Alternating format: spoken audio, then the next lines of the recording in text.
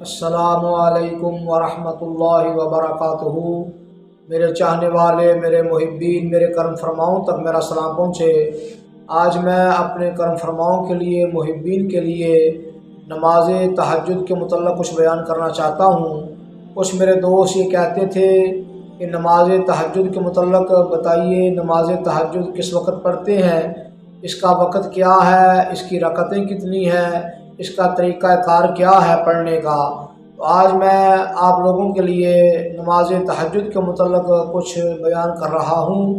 سب سے پہلے تو یہ سمجھ لے، اللہ کریم جل شانہ نے قرآن مجید فرقان حمید میں اس نماز کے متعلق ارشاد فرمایا، فَتَہَجَّدْ بِهِ نَافِلَةً لَكَ عَسَىٰ أَن يَبْعَثَكَ رَبُّكَ مَقَامًا مَحْمُودًا۔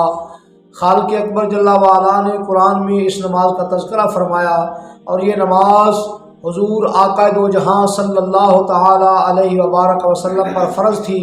امتیوں کے لیے یہ نفل ہے، اور جو نفل ادا کرے گا اللہ کریم جل شانہ اس کو انبیاء کی عبادت کا ثواب عطا فرمائے گا۔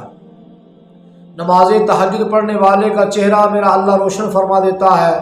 نماز تہجد پڑھنے والے کو اللہ مستجاب الدعوات لوگوں میں شامل فرما دیتا ہے۔ نماز تہجد پڑھنے والے کی آنکھوں میں اللہ اپنے نور کی چمک عطا فرما دیتا ہے۔ نماز تہجد پڑھنے والا جب دنیا سے جائے گا، خالق اکبر جل وعلا اس کے چہرے کو روشن فرمائے گا اور اس کی قبر کو روشن اور کشادہ فرمائے گا، اور نماز تہجد پڑھنے والا جو ہے وہ اللہ کا قرب پا لیتا ہے۔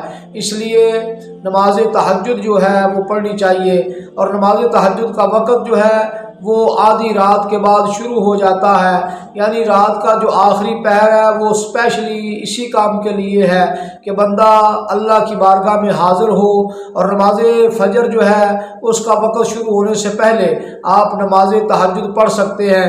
اگر 1 گھنٹہ پہلے، آج کل اس کا وقت جو ہے 4:45 بجے طلوع صبح صادق ہو رہی ہے، اس سے 1 گھنٹہ پہلے آپ اٹھ جائیں تو نماز تہجد آپ پڑھ سکتے ہیں، اور بہترین طریقے سے آپ اس کی ادائیگی کر سکتے ہیں۔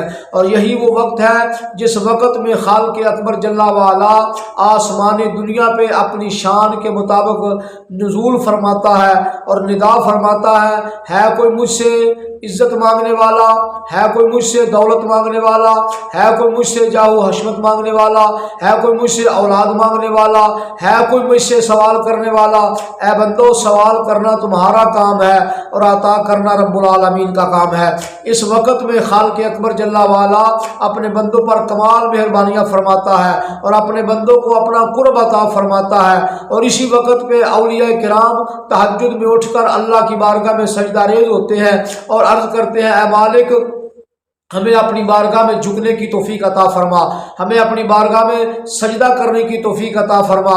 کبھی یہ حقیقت منتظر نظر آ لباس مجاز میں کہ ہزاروں سجدے تڑپ رہے ہیں میری جبین نیاز میں۔ یہ اولیاء کرام کا طریقہ کار ہے، اور اولیاء کرام نے فرمایا ہے کہ اس نماز کو ادا کرنے کا طریقہ کار کیا ہے۔ اولیاء کرام کے معمولات کو پڑھیے تو پتہ چلتا ہے کہ آپ اس طرح نماز تہجد ادا کرتے تھے۔ اس کی کم از کم 2 رکھتے ہیں، اور اوسطاً 4 اور 8 رکھتے ہیں، اور زیادہ سے زیادہ 12 رکھتے ہیں۔ جو بندہ نماز تہجد پڑھے، آپ اٹھیے، اٹھ کر وضو کیجئے، وضو کر کے آپ مصلی پہ آگے کھڑے ہو جائیے اور نیت کر لیجئے 2 رکعت نماز نفل وقت نماز تہجد، تو آپ 2 کر کے 12 رکعتیں ادا کیجئے۔ ہر رکعت میں، پہلی رکعت میں آپ سورہ انا انزلنا سورہ فاتحہ کے بعد، اور پھر 12 مرتبہ سورہ اخلاص یعنی قل هو اللہ شریف پڑھیے۔ اس کے بعد اگلی رکعت میں آپ 11 مرتبہ قل هو اللہ شریف سورہ فاتحہ کے بعد، اسی طریقے سے آپ 12 رکعتیں ادا کیجئے۔ یہ اولیاء کرام کا طریقہ کار ہے۔ جب آپ آخری رکعت میں پہنچیں گے تو سورہ فاتحہ کے بعد 1 مرتبہ آپ قل شریف پڑھیں گے تو 12 رکعتیں بھی آپ کی مکمل ہو جائیں گی، اور 12 مرتبہ قل شریف بھی مکمل ہو جائے گا۔ یہ اولیاء کرام کا طریقہ کار ہے نماز تہجد پڑھنے کا۔ اور یہ نماز تہجد جو ہے یہ اولیاء کرام کا معمولات میں سے ہے۔ اولیاء کرام جو اللہ کے برگزیدہ بندے ہیں، اللہ کے نیک بندے ہیں، وہ اس وقت میں اللہ کی بارگاہ میں حاضر ہوتے ہیں۔